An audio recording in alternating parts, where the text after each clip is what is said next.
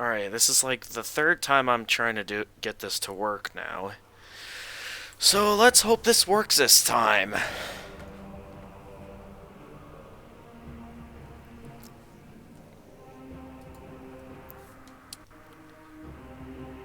I specifically prepared... Oh, I forgot that clicking skips the intro. I kind of wanted to have a more interesting intro there. Yeah, no, I'm gonna... Okay. Well, anyway, I'm actually gonna erase my progress because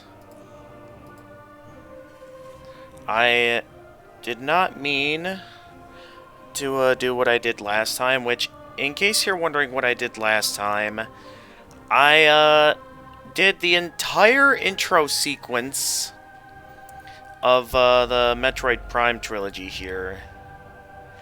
And I ended up making this mistake of not knowing the controls to the emulation.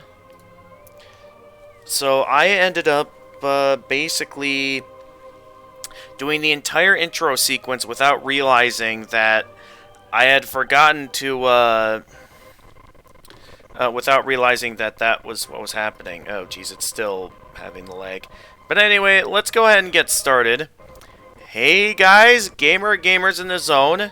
Welcome to this week's, well, not this. I'm used to my intros for Friday streaming because, like, I'm not prepped up as I usually am, and that's because I'm just frustrated at this being the third time I've had to start things up here. But now that we finished all the 2D oh my goodness, 2D Metroid games, we can finally move on to a series I've been really wanting to get into, but couldn't, mainly because I couldn't get my hands on the games because, you know, I don't have the gamepad to get it off the Wii U Eshop. The Wii Eshop doesn't exist. And I cannot find the Trilogy anywhere at the retro game stores. I mean, I think there's the ability to get the individual copies of the game. I think I found somewhere where they have the individual copies of the game. But the problem is that the first two Metroid Prime games are for the GameCube, which means that best option to play it on would be my Wii, which I'm pretty sure I have a GameCube controller and a GameCube memory card to do. But the problem is, I don't have any sort of converter or anything that will allow me to record on older consoles. Right now, the capture card I have only allows me to record on HDMI consoles, so that's kind of not in the options for us. But anyway, as long as we don't have any further problems, and as long as I don't make any mistakes, and as long as I pay attention to the cheat sheet here that I've set up, where I basically taken a picture of the control configuration for the Wiimote, we shouldn't make any mistakes similar to the mistake I made last time. So, let's get started playing Metroid Prime on normal difficulty. So, yeah, let's hope this works this time, because I'm getting tired of making mistakes. I mean, it worked last time, it's just that I made a simple mistake, mainly because I couldn't figure out the controls. But now, thanks to the help of this cheat sheet, I shouldn't forget anything, and I do have a bit of a better understanding of the controls now, that I shouldn't make any more mistakes. Alright. You know, I've read through all this already, but I'll be willing to let the intro keep going. Basically, mysterious distress beacon went out. Let me just double click here, or double check here to make sure that I am right on, let's see here. Okay. I am pretty sure I have everything all set up.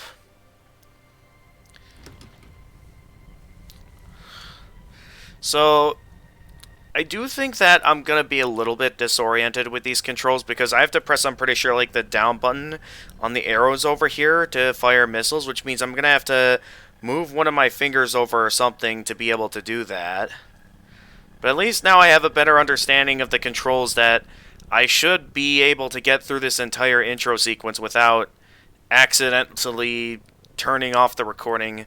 Because I think if I have any more mess ups, I think I'm just going to have to potentially consider giving up and just hoping that they maybe one day port the Trilogy to the Switch, because I'm sure we can both agree that, like, third time should be the charm. If it's not, then I may just have to accept that I won't be able to play the Metroid Prime Trilogy, meaning that I'll likely never get the chance to play Metroid Prime 4 because I'll probably have no idea what's going on. Well, yeah, because in terms of, like, I'm not entirely sure if the events of the first 3 games are gonna come into play in terms of what happens in Metroid Prime 4. I know Metroid Prime 4 obviously isn't out yet, so, like, we have no idea what to expect. I think I've heard that Metroid Prime 3 had a bit of a cliffhanger that likely involved something that a character that exists in, like, a DS Metroid Prime game called Metroid Prime Hunters, which I don't think I'll be playing that game because I think that game more has its individual plot. The only thing that's, like, important from that game is, like, the character that, as I mentioned, like, showed up in the cliffhanger for Metroid Prime 3. Also, I think that character also had a bit of a cliffhanger as well in, like, a 3DS Metroid Prime game called Metroid Prime Federation Force. So I'm guessing Metroid Prime 4 is going to revolve around them whenever they begin announcing Metroid Prime 4. Anyway, let's go ahead and get started. I did notice from my previous recording that there did appear to be some problems in terms of that the game was running really slowly, and I was kind of confused by that because it's like, what's going on that the game's running so slowly? See, as you can see now, I know how to get this to work now that I know how it works. You're supposed to hold down the Q button to access that visor screen and then aim up in that upper section to activate the scan visor. And by doing that, we'll be able to go into this little scan mode. Minus or A to return to regular visor. Alright. I do like how they do a pretty good job teaching you some of the general controls. Oh, that's right, they're higher up buttons. That's right. I forgot. Come on, just a little higher. Because, yeah, I thought the lag was just going to be a problem with, like, the intro or something, but no, it's like, the game is actually running a bit slow. Because I noticed with, like, the timer ticking down, it was taking a bit of a while, so I'm given the impression, like, the game is running a bit slower than it's supposed to be. Because I feel like the game has gotten quite laggy. And it leaves me in a position where it's like, what's going on here? Alright. Oh, I don't think I ever got the chance to read this yet. Because I know sometimes when you find stuff on the walls like this, it means there's likely something you're going to want to read here. Deck Gamma, Reactor Core and Propulsion, Current Status, Environmental, Normal. What else is here? Deck Beta, Biohazard Research, Current Status, Environment, Normal. Let's see here. This seems important. Deck Alpha, Emergency Evacuation Area, Current Status, Environment Unstable. So there's a lot of locations here that seem to be unstable at the moment.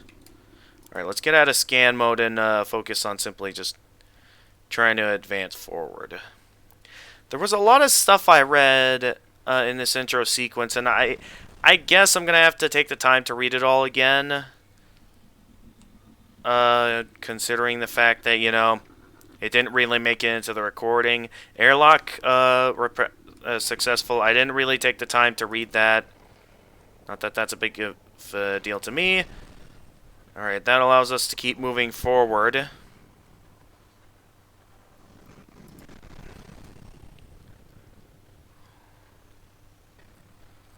Alright, and then this is when we start seeing attackable enemies. So we're going to want to keep our eye eye out here. Nothing too dangerous at the moment, considering the fact that it is the start of the game.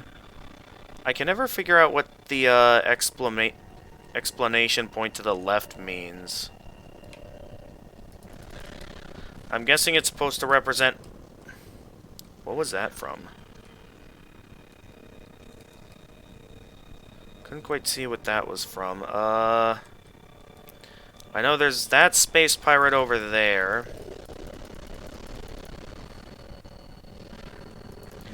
And I believe we can look at what's going on with these computers with the scan visor. Scanning. Escape pod 3 level... Okay, those are just on escape pods. I'm only going to read stuff that looks interesting. Escape pod launch coordinates. Talon 4 110L.30L Research Command Center. Alright, something important must have gone down here, seeing how... Based off what's shown here, it's not directly obvious at this point in the game, but I believe those things were... Okay, it's not showing it there, but... I'll show you when we find the next one. These are space pirates, is what these are. So it's kind of interesting to see that. To see space pirates aboard this ship. So you're kind of in this moment where you're kind of left to assume that, okay, maybe this ship was like just under attack by space pirates or something. I'm kind of curious at this time because there's kind of two paths here. I initially took the door, but since I know how to use the morph ball mode, I wonder what happens if we go straight through here, because we can just go right into here to... I don't think I've ever explored this when I first did the intro sequence, so let's take a look around here. Parasitic infestation has been detected in the ventilation systems of decks Gamma and Beta. Anything up here? There's this. 2 parasite queen specimens have become volatile on deck Beta. Yikes, that doesn't sound good.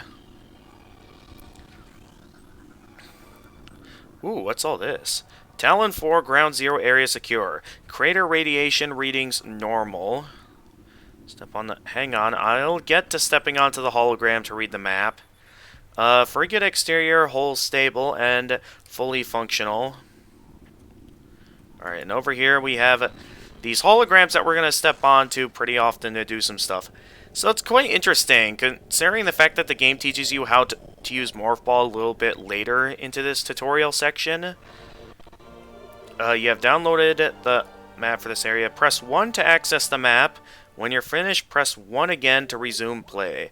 Alright, let me whip out my... And of course I don't have it ready. Okay, map facility. We have the map ready now, so we can rotate to have a good look of the map here to see where we are and where all will be going here throughout the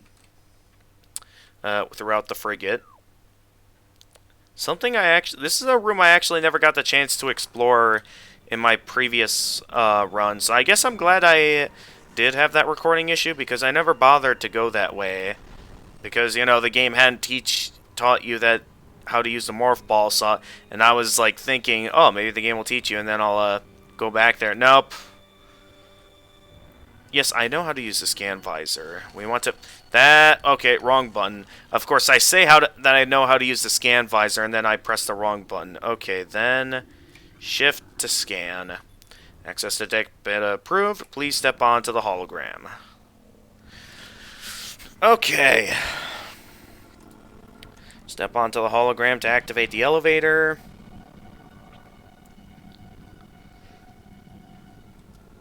So yeah, a bit of a interesting setup so far. The main thing I want to hope for at the moment is that we'll be able to get through this intro sequence without the recording stopping, because that's what very much disappointed me last time. We also have these things on the walls we can scan, where we can get a bit of information on what's going on. Specimen containment breach on deck Beta. All crew report for lockdown. Okay, sounds like a very serious thing going on here. And then, of course, the button needed to transform into the morph ball. is that. Nice way of the game teaching us how to use Morph Ball. I do like how in this opening sequence... Now, I know that at the time this game was probably made, there was no direct idea of... Oh, I can shoot this guy from all the way over here. Let's snipe him. Did that hit him? I sniped him. Use that while holding Z to strafe around enemies. There's a lot to read here. I would say it's not too important. It mostly just gives you an idea of what's going on around here. Seeing how I've already read it myself, though, I'm just going to keep moving forward. Because we're going to be here all day if we keep trying to read into all this. And I, myself, already know everything of what's going on here. In terms of that, there's bad stuff happening. Fire missiles with the down button, as in use the actual arrows. So I'm going to have to here... fire missiles at that thing. So yeah, those turrets over there will specifically require missiles. Something they teach you a little bit later on, and I'm going to do right away here is a bit of that. Oh, it's right this. Okay. I'm actually not going to fire anything yet because it is possible to, can I scan from all the way over there? Oh, yeah, I can. You can actually just straight up disable the defense turret over there so it won't attack you anymore. Use scan visor to gather data in this area. I myself already know what happens here, so I'm not going to bother. I know you guys didn't get to see it because the recording had to stop, but I would say it's not too important. I would say we can visibly see what's going on here already, and that there's space pirates aboard, and that clearly an experiment going on here went wrong.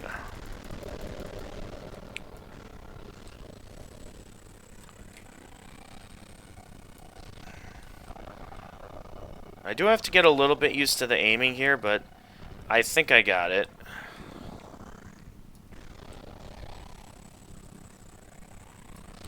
Oh, he saw me. Okay. It's a bit annoying because, like, I'm trying to prepare charge shots, but then it's like I have to fire a regular shot before I can unleash a charge shot, and then they see me as soon as they start firing at me. More stuff we can read here. Again, though, I don't think it's too important for us to take the time to read, so I'm just going to keep moving. Ow! Fire the missile. Okay. Then, access to deck gamma approved. Please step onto the hologram. I would say it's useful for those wanting to look into, like, lore and stuff. But in terms of this opening sequence, it's really nothing too important. Basically, there's those things mentioned before in the map room with, like, the parasite things, and I think they were, like, exposing it to a substance known as, according to the game, Phazon. Oh, hi there. You managed to land a hit on me. Oh, something's clinging along the walls there. Alright, now, open that back up. We can unlock this door, which now we need to insert a metallic object, which, how fitting that the metallic security device is the exact same shape as our morph ball form. How perfect. So you just gotta wait a bit. The door will eventually open and we'll be released from this so we can keep going forward. Okay, we got more missiles over here, so fire those missiles.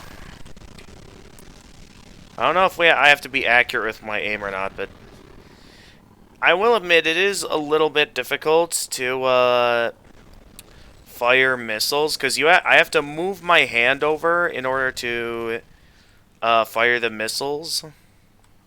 So let's hope the game doesn't require me to use missiles too often.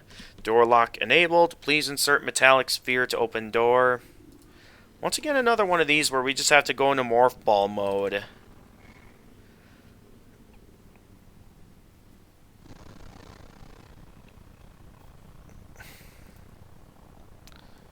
Alright, come on. Open up.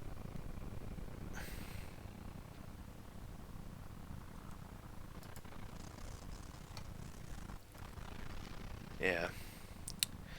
Also, if you're wondering what this door over here leads to, I believe it leads to a save point.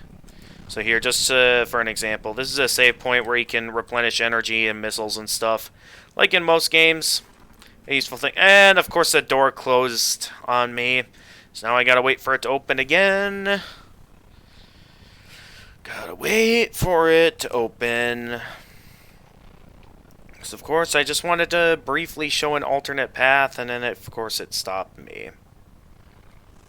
Alright.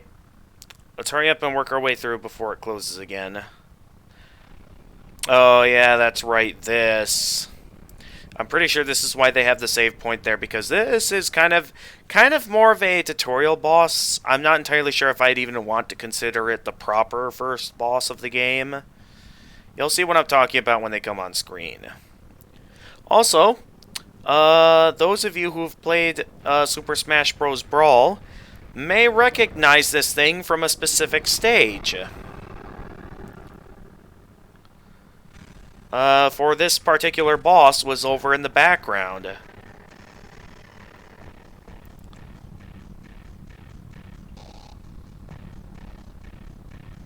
The laggy music really kind of takes away from the atmosphere.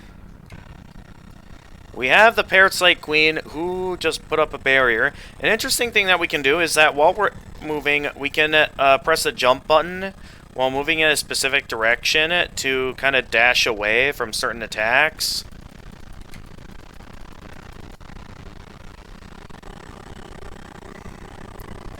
Alright, so I'm pretty sure... so what you want to do...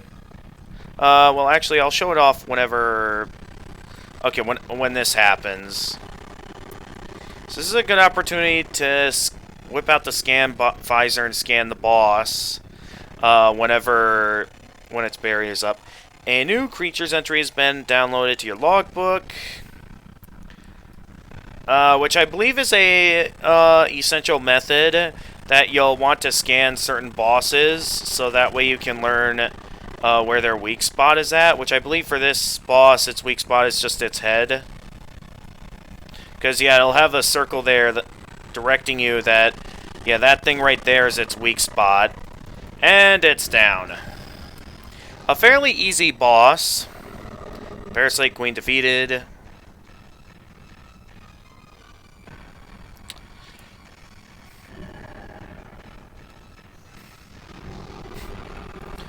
Yeah, get out of here. But yeah, again, you guys might recognize this area and that boss from Super Smash Bros. Brawl, because that was a stage in Super Smash Bros. Brawl with this boss. Reactor core critical, evacuate immediately. We got the good old opening self-destruct sequence now, so let's, oh, wrong button. Let's get moving. I'm pretty sure from last time I did this, we do have a decent amount of time. But yeah, we're going to want to hurry up and keep moving here. We don't really have time to read anything. And, of course, we have one of these scanners we have to scan to open pathways up. Oh, we just had to step onto the hologram to activate the elevator. Moving on. Where's the way forward? I mean, I know we're still going up an elevator, but still, and, of course, it's something that requires a scan visor again. And I pressed the wrong button. Come on, hurry up and scan it. Alright, disabled defense turret. Alright, good. We don't have to worry about that defense turret anymore. Oh, geez, this is a large area. Alright, keep moving. Oh, hi there. Is that something I should be attacking? Oh, that's probably the other Parasite Queen. Although that's not really important for us to be going after at the moment. We want to head this way over here. It feels very wrong to have the... Oh, hi there. I didn't even notice you were over here. Coming through.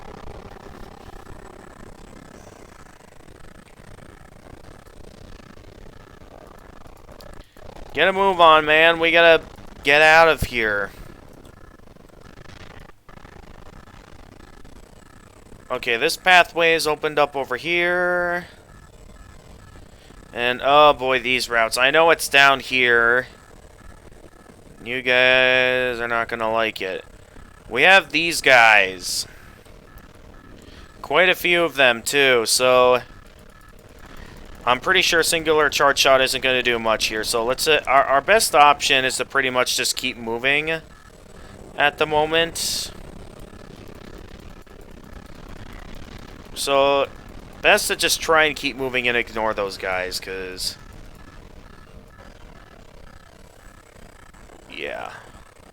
Alright, here come more. Ah! Alright, just keep on moving. Oh, geez, that's a lot of them. Alright, get through the doorway. We gotta keep moving.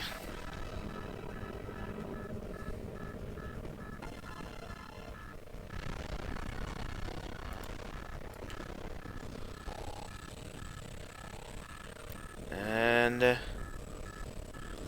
are we going now here? Okay, we're going through this doorway now. Which, our best option is to just keep moving before we run out of time. The game does supply you with plenty of time, so you shouldn't need to worry too much about running out of time at all.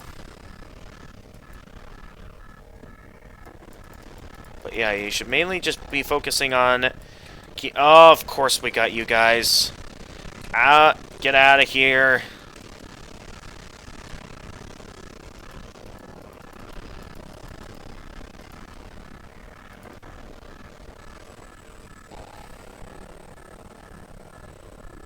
Alright, move, move, move, move.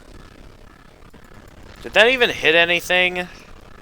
I couldn't tell, because I thought there was at least a bit of a blast radius impact with those. Alright, open up. We need to keep moving. So we don't have a lot of time, but...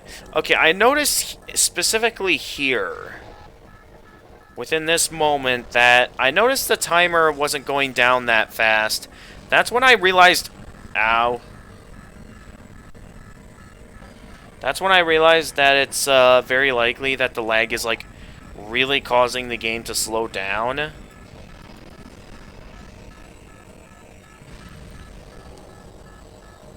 Which does take away a little bit from the experience if, like, it's going to be laggy all the time. And I don't know if it's just this game or if the other games are going to be just as fine. Oh yeah, I gotta remember what button it was here. I think it was the... I think it was just the shift button again for this. This part. Anyway, bit of a cutscene here. Our good old nemesis is back, now with cybernetic enhancements. It's our good old pal Ridley again. Considering the fact that this takes place in between the events of the first and second Metroid, it does make a bit of logical sense that Ridley's still alive, because while we did take him down, we did see in Metroid 2 that Ridley was back with some cybernetic enhancements.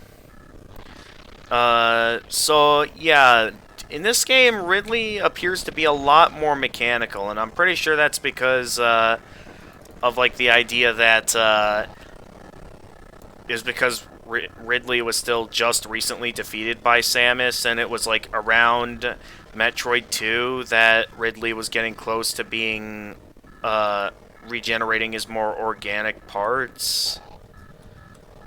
So yeah, compared to the design of Ridley in, Metroid 2, yeah, Ridley's looks a lot more mechanical in this game.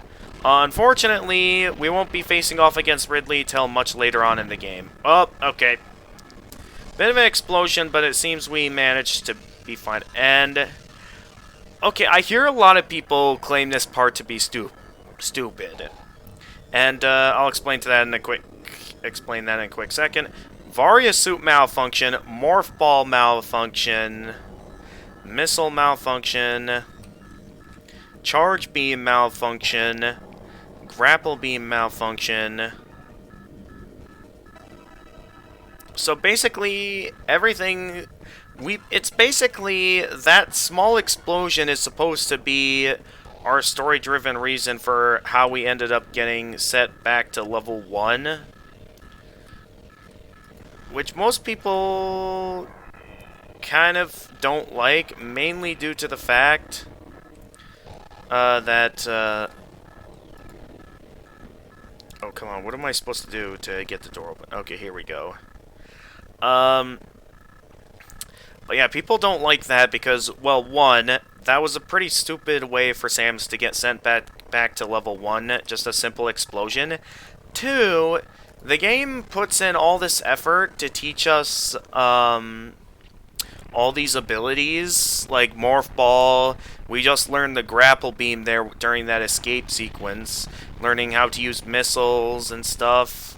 I mean, we do still have the scan visor at least, but yeah, we're basically back down to our regular power suit.